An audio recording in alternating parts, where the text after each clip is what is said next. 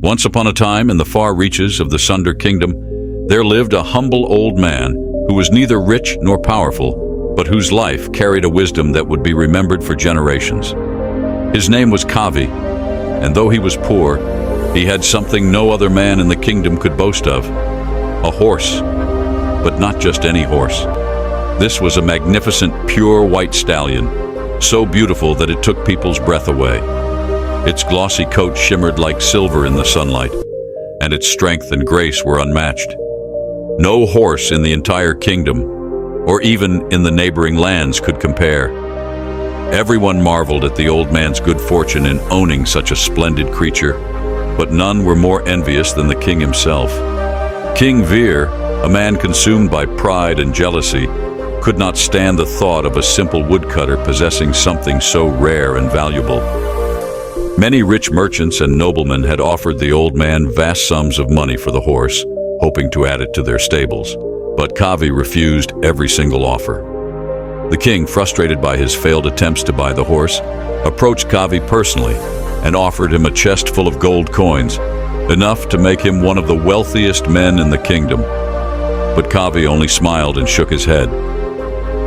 "This horse is not for sale, Your Majesty," he said softly. "It is not just a horse, it is a friend, a member of my family. How can I sell a family member for gold?" The king, furious but helpless, stormed out of Kavi's simple home.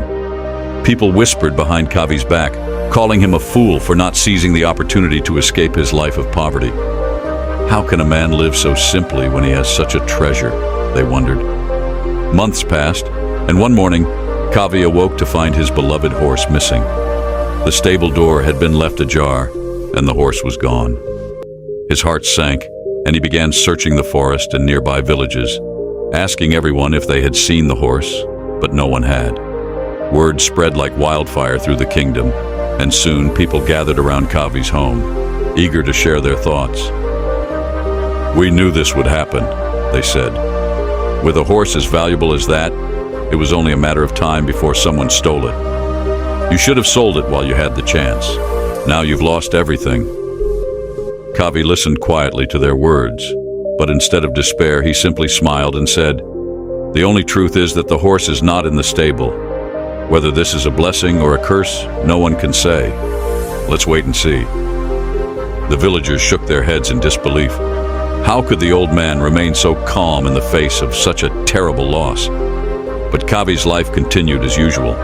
He gathered wood from the forest, sold it in the market, and carried on with his simple existence, never letting the absence of the horse disturb his peace of mind. Weeks turned into months, and just when the villagers had all but forgotten about the horse, something extraordinary happened. One morning, the white stallion returned, galloping back into Kavi's yard, but it wasn't alone. Behind it, a dozen wild horses followed, all of them just as majestic and powerful as the first. The news spread like wildfire once again, and people flocked to Kavi's house to see the miraculous sight. "This is incredible," they cried. "What a stroke of luck.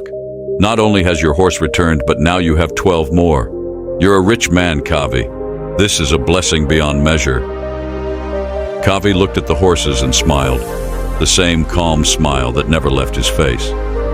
"The only truth is that the horse has returned with more. Whether this is a blessing or a curse, no one can say. Let's wait and see." The people, baffled by his reaction, went on their way, shaking their heads at his refusal to celebrate what seemed like an enormous stroke of luck. Kavi's son, a young and eager man, was thrilled by the sudden wealth and began training the wild horses, hoping to tame them and sell them for a fortune. But just 3 days into the training, disaster struck.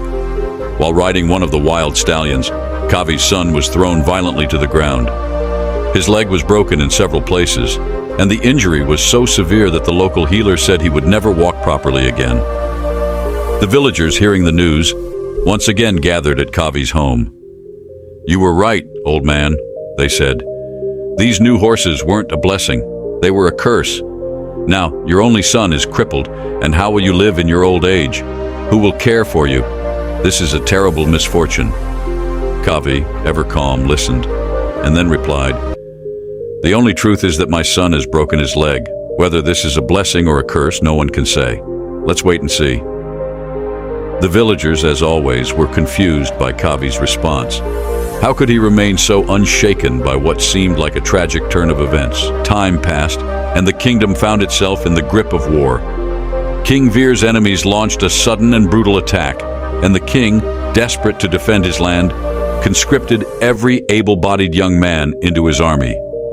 The draft was mandatory, and every family in the village saw their sons and husbands taken away to fight in the bloody war.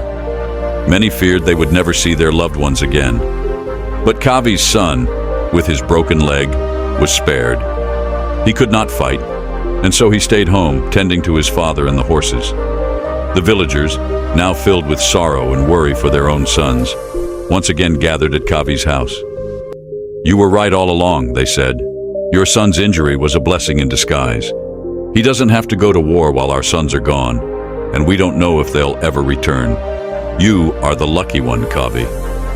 Kavi, with his usual serene smile, said, "The only truth is that our sons have gone to war.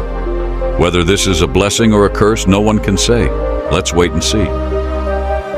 The villagers, who had once pitied him, now began to understand the deeper wisdom behind Kavi's words. Life, they realized, is full of unexpected twists and turns, and it is impossible to know the true nature of any event until much later. They saw how Kavi never judged life based on a single moment, and this gave him a peace that none of them had ever known. As the war raged on, some of the young men returned, but many did not.